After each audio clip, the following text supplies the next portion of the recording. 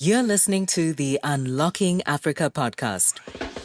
Radio Workshop brings you Young Africa one story at a time. And that's what we're about, shifting the narrative and deepening people's understanding about what the experiences of young Africans are. A lot of times, especially when we're talking about young people in Africa, the irony is that they're not the ones who are holding the power they need to be holding to make choices about their own lives, yet they're the majority. To me, that's the important first bridge to what a different future could look like for how we think of ourselves and how much we value ourselves as Africans for this Pan-African dream to come true. Stay tuned as we bring you inspiring people who are unlocking Africa's economic potential. You're listening to the Unlocking Africa podcast with your host, Tessa Adamu. Welcome back to another episode of the Unlocking Africa podcast, where we explore the stories, strategies, and solutions that are unlocking Africa's economic potential. Today, we're looking at the work of Radio Workshop, an organization that is shining a light on young African voices through the power of storytelling. Radio Workshop trains youth across Africa to create radio programs and podcasts that inform, inspire, and empower their communities. They also provide the tools and training while young people bring their creativity, local knowledge, and passion for tackling the issues that matter most to them. Joining me today to discuss this incredible work and her role in expanding its impact across Africa is Melissa Mbugua, the East Africa Partnership Lead at Radio Workshop. Melissa, welcome to the Unlocking Africa podcast. How are you? Thank you, Tessa. I'm really excited to be here for the second time, talking about audio in Africa. I'm very well, enjoying the beginning of the hot season, which is also the festive season in Nairobi. We actually have the reverse. In the UK, it's the beginning of the cold season, and we've had our first snowfall, so I'm very jealous. Snow is also beautiful, though, I would lie. Yeah.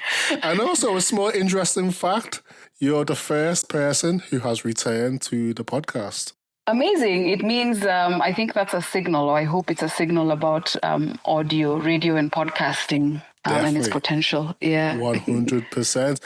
Obviously, you've been here before, you know the format, so let's start from the beginning, setting the scene and understanding a bit more about the organisation and your role within it. So yeah, Melissa, could you begin by giving us an overview of Radio Workshop's mission and how your role as East Africa Partnership Lead supports that vision? Yeah, so Radio Workshop, our mission is to use radio and podcasts, so audio storytelling, to spark youth dialogue, really to just amplify young people's voices across the continent, to grow youth leadership and their active citizenship participation in society. Our podcast, which goes by the same name, Radio Workshop, its tagline is, "Forget the Africa you know." Radio Workshop brings you Young Africa one story at a time. And that's really what we're about, shifting the narrative and deepening people's understanding about what the experiences of young Africans are, especially at this time when, young people make up the bulk of Africa's population. So we give the mic, literally, to young people, and we also give them the skills. We equip them with the skills to go out into their communities and tell these stories, to do the production themselves, the research, and connect with their own communities to tell stories about what they care about, like climate change, mental health, employment, gender rights, sexual and reproductive health, whatever the young people themselves care about and are experiencing. Fantastic. So I guess you've touched on the mission and how your role supports that mission. So if you look specifically at yourself, what was it that inspired you to work at this intersection of youth empowerment, storytelling, and social impact, basically through audio media? Yeah, I work in Radio Workshop to expand, and strengthen our partnerships base and our programming within the East African region, because the organization has been working for many years mostly in Southern Africa, and so now in recent years moving into Western and Eastern Africa. For me, having worked in the podcasting and the media scene for about 10 years now. What I care about is and what inspires me is just seeing the power that media itself has to connect people and to help people generate narratives about who we are and what our experiences are, and what life is and what the world is, and to see each other. Media is, I think, a lot more powerful than entertainment or just giving us a good laugh or just informing us about what's going on, in the sense of like news and current affairs. It really goes deep. It shapes generations. It shapes ideology. It shapes ideas, and it shapes a sense of identity. It also is an opportunity, especially these days with digital media, where you have people able to talk to each other more and more. Media is really powerful in helping Africans break borders. You know how we're always talking about it's so difficult to travel within Africa. We need the African visa. We need, like free trade across the continent. To me, why I've chosen to work in media is because I see that as the ready, available, like a very important first step in helping us break down these barriers, and helping us form a new collective sense of who we are as Africans, both on the continent and beyond. So that's why I don't know if that I've over answered your question, but No, that was great. No, fantastic. I guess you've touched on the impact of Radio Workshop and media in general. So let's explore the real world impact of this work and how for Radio Workshop reach has grown across the continent. So I believe Radio Workshop now reaches more than 9 million listeners across 18 African countries. So what are some of the most powerful or unexpected results you have seen from this reach? I could speak about, like, for example, in some countries, for example, DRC, there's been a case where there was a story that sparked actually a policy change, or almost a policy change, because then it ended up being reversed. And as you know, like policy is such an unpredictable and, high stakes and very long-winded process. And for us as Radio Workshop, how we measure impact is that we get people, number one, to see a different perspective, even of their own country, of their own community, that they didn't think of before, because our storytelling really prioritizes the human experience. So a lot of empathy and compassion is conveyed, because the young reporters don't just talk about, for example, there's pollution in my community, but you'll hear this story from the lens of, this is a family, this is how this family interacts, and how I interact with this land. And so what does climate change and pollution mean for all of us and our opportunities and our relationships and so on. So our storytelling style is very, very universally human and really brings people into the room to talk to each other who would very likely never have spoken to each other before in that way. And aside from broadcasting on radio and on the podcast, we also host what we call listening parties, where we'll invite the local community, general, audiences from the community, but also key stakeholders involved in the particular story. And then together we'll listen to the story and then have a discussion about it. And it's in those spaces where the real, action happens, because they debate, discuss, see each other's perspectives. And we also usually will have local power holders invited to these spaces. And for example, like in the case I mentioned, in DR Congo, the local power holders were there and were held accountable to the young people, face to face. Because you've already come from this space of listening to a story that's non-confrontational, but more beyond confrontation and going into listen. These are our real lives. How can we come together? How can we come and find middle ground?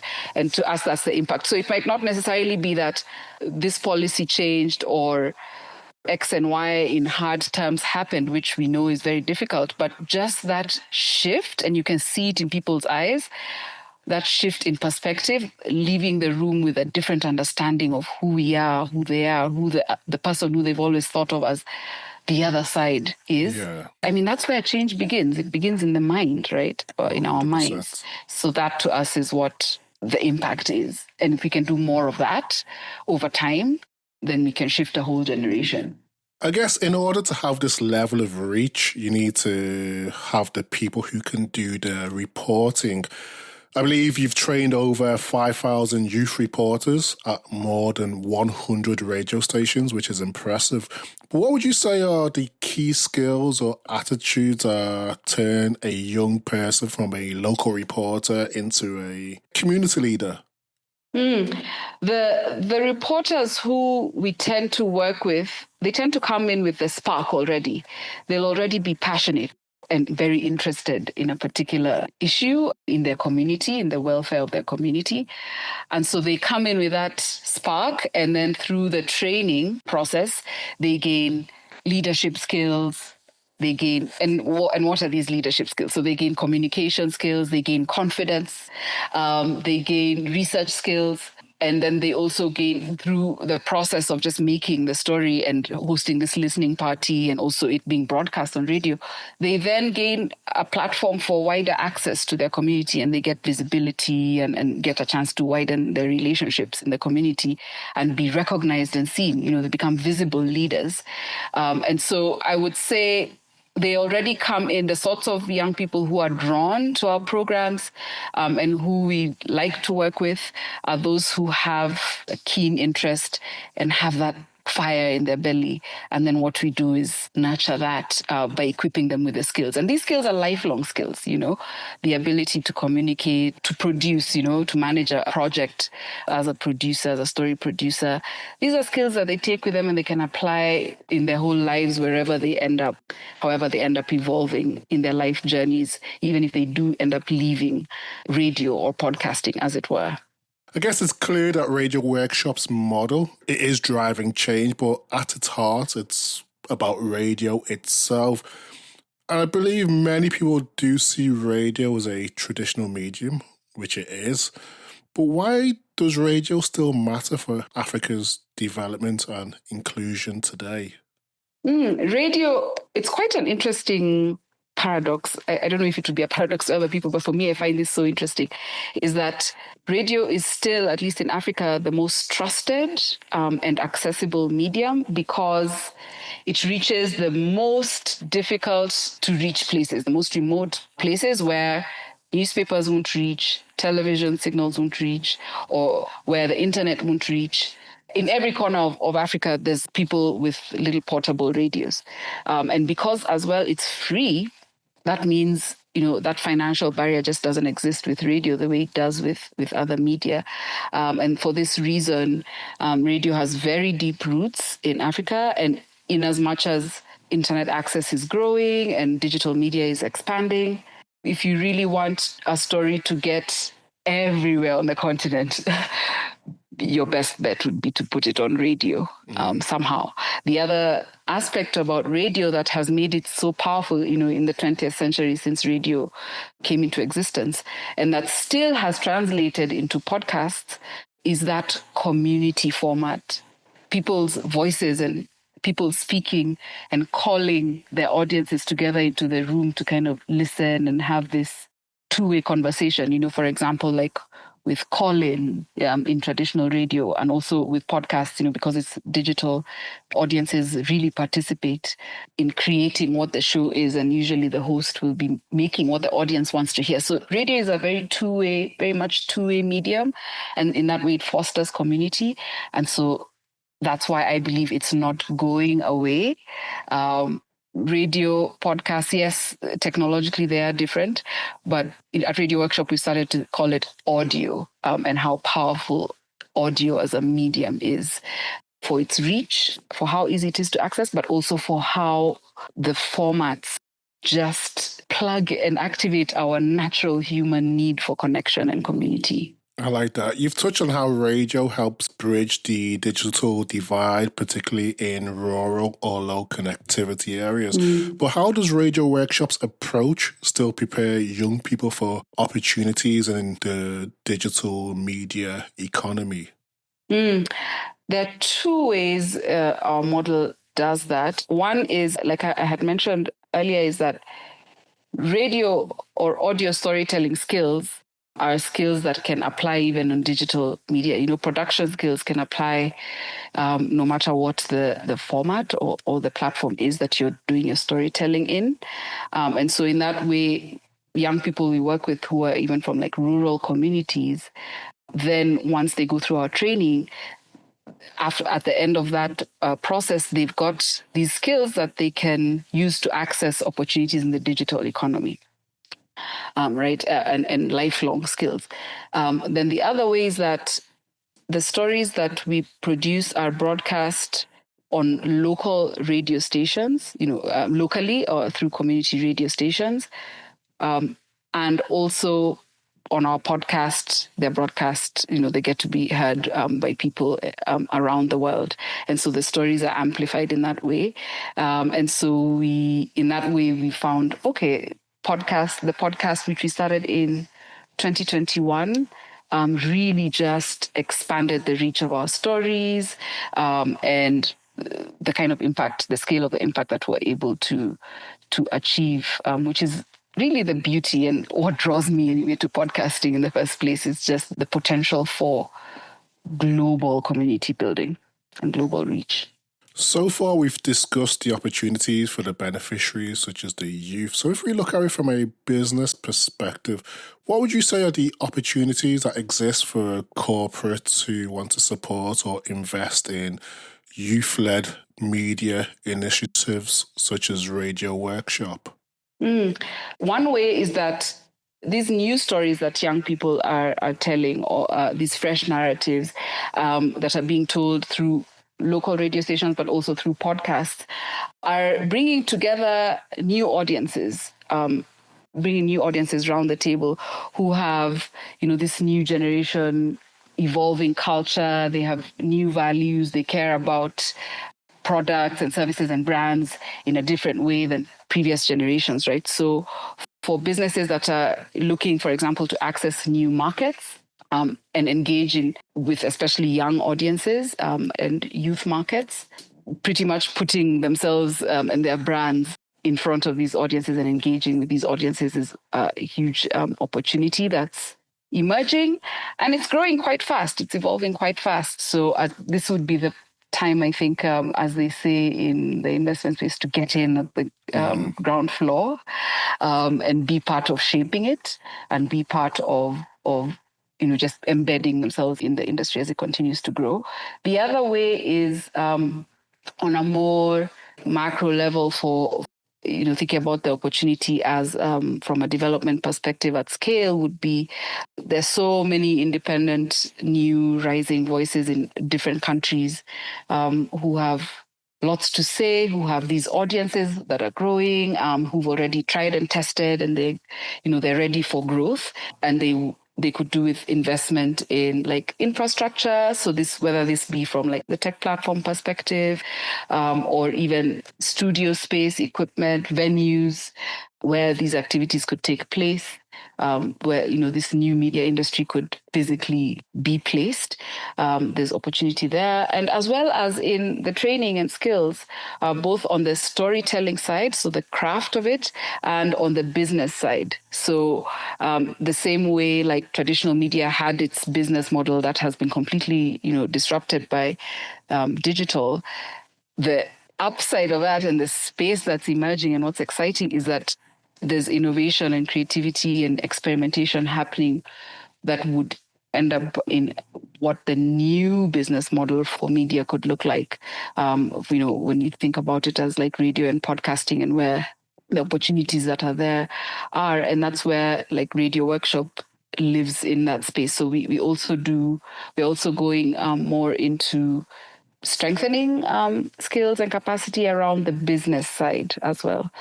So the marketing, the audience building, building relationships across with potential like advertisers and sponsors and so on. And there's a whole cohort of young people who are interested in participating in media, but on the business side of it rather than on the craft side of it. And so that's another opportunity as well. Interesting. So you touched on something key in terms of the new generation, new values and beliefs.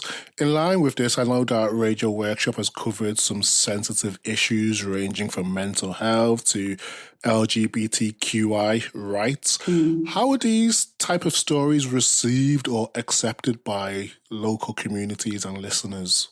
Because of the approach to the human first, empathy first, compassion first, very universally human approach to our storytelling, really means that once these stories come out, and because they're reported by the young people who are embedded in these communities, they actually bring people together and tend to break down the barriers that are existing and that make a lot of times, especially like with the LGBTQI stories, very risky in a lot of spaces. So the stories are well received. And also, I will say, we prioritize safety and usually take the lead of the youth reporters in terms of gauging what's the process that's needed in order to produce this story, questions like anonymity, questions like where and how will we distribute and broadcast and invite people to listen and engage with the stories, whether it be online or in person through the listening parties. We usually will follow the lead of the youth reporters and center them in the not just in the story, but also in the process of making the stories. And so far, we've, for example, produced a few stories in Uganda with youth reporters in Uganda around LGBTQI. And we've developed so far a process and a model that works, prioritizing, as I've said, their safety and following what their needs are. The other thing is that even in the most unsafe or unstable environments that might feel so threatening, still people want to hear their stories. People want to tell their stories and be seen and be heard. And they always still do have an audience. So still being able to, and fighting that good fight to be able to just create space and find a way to make these voices heard is, I think, is really what keeps this work so meaningful, and just shows we need to continue to be seen and heard, because if we don't, then people will be forgotten, and we don't want that to happen. Very true. So what lessons would you say you've learned about amplifying marginalized voices and covering sensitive issues, specifically in regions where freedom of expression is sometimes under threat or a bit precarious? I would say one is that always go into the environment with a humility first approach and just listen. So, for example, for us, Radio Workshop, we're like, we know how to make stories. We know how to distribute them. We know we're good at the work that we do, right? We're the experts. But when going into a new environment or an environment in which we are not the ones with the lived experience, we're not the young reporter. We're not the young person experiencing what they're experiencing. So we go with a listening posture. So always just take a step back, listen, ask questions, lead with curiosity, and follow their lead in terms of how to navigate that environment and even what to say and what the story is. So we go with a learning mindset, let me call it that, rather than we're the experts and we know how this is going to work mindset. So we're forever learning. Doing that also builds trust and fosters relationship. And some of our stories actually take even 6 months to make, because of navigating all these barriers. So it wouldn't be possible to make a good story over 6 months without trust, without having these young reporters really trust us. And how we do that is by going in with a relationship first and a respect and humility first attitude. Secondly, is that marginalization, and a lot of times, especially when we're talking about young people in Africa, the irony is that they're in the margins, meaning they're not the ones who are holding the power they need to be holding to make choices about their own lives, yet they're the majority, right? So they're in the margins, but they're the majority. And so are they really in the margins? It depends on how you look at it, right? They're in the margins of, it's the system that's outdated. So it's really the system that should be in the margins.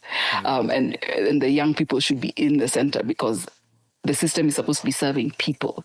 And so for me, what I've come to learn is that even how we think about margins and center, it really depends on whether you're looking at the system first or the people first.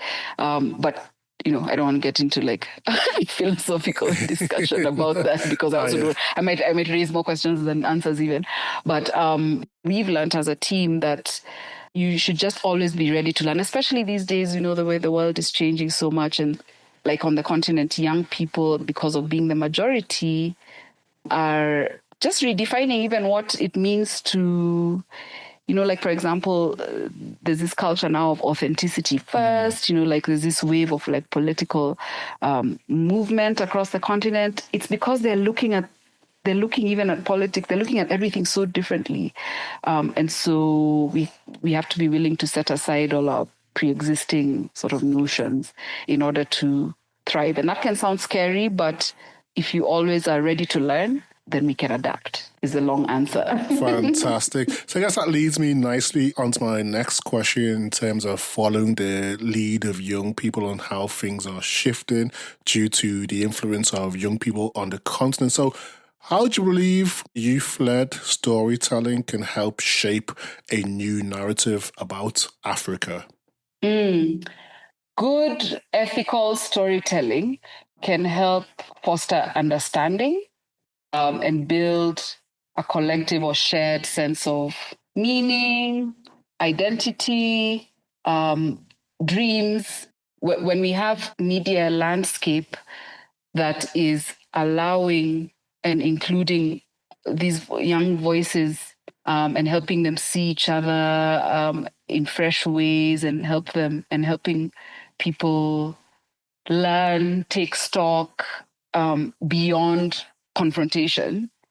And the more this becomes normalized, this more empathic or compassionate storytelling becomes normalized, then we break down these borders that we've been dreaming about breaking in Africa and we also, the more we hear and see ourselves and speak up for the purpose of inviting each other into conversation with each other, the less space there is for the narratives that come from outside, which is what has been the norm for decades, where we have like foreign news media shaping the narrative about Africa, which we then internalize. So the more we express ourselves and expand the space for our stories to reach across Africans, then to me, that's the important first bridge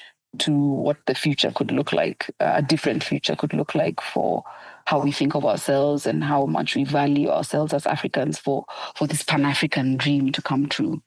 So if we continue to look ahead, look to the future, so let's look at the organization's growth. Obviously, you're doing a lot of work, training a lot of people, increasing reach, which takes a lot of resource and innovation to keep things working and going. So what does a sustainable model look like for you in terms of driving media in Africa? A sustainable model looks like a very engaged and wide audience and diverse audience that represents the people who are on the continent and in the diaspora, one. And then two, the economic opportunity or the economic value that's then derived from this audience being actively engaged with this industry, with this new media industry, and the economic opportunity and value there being actually the value coming from within that same ecosystem rather than from the ecosystem. So if it would be African ventures, African businesses, African stakeholders being the sponsors, advertisers, partners who are deriving value from being able to be in front of these audiences or to interact with these audiences. And then those resources then being the ones that are keeping the industry going. To me, that's what I think a sustainable new industry could look like.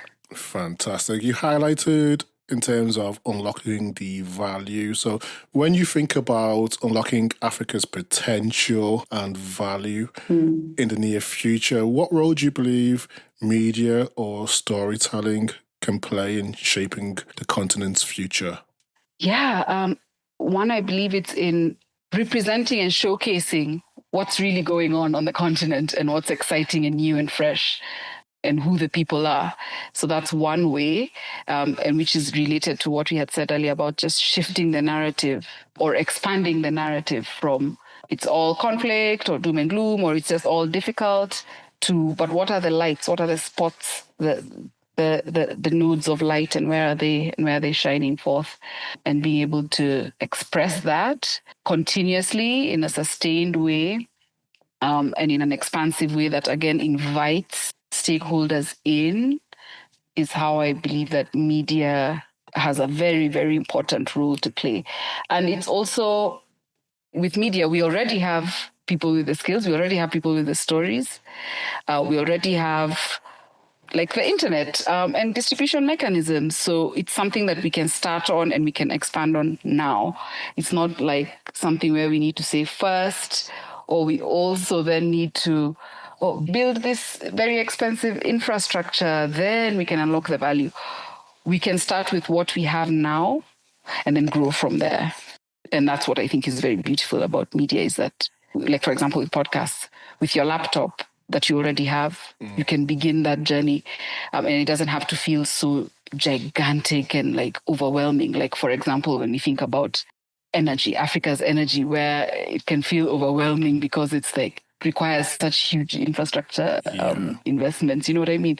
Yeah. So I think media is powerful and can be used actually. It's media is a powerful tool for people who are working in all these different sectors, so your energy, agriculture, healthcare, etc. Because again, it's something that is already much more easily accessible.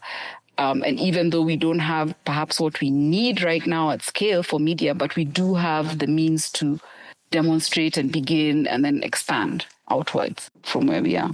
Before we wrap up, I guess I would like to bring the focus back to yourself. As Radio Workshop continues to grow, what would you say is your vision for specifically its East Africa strategy over the next 5 years?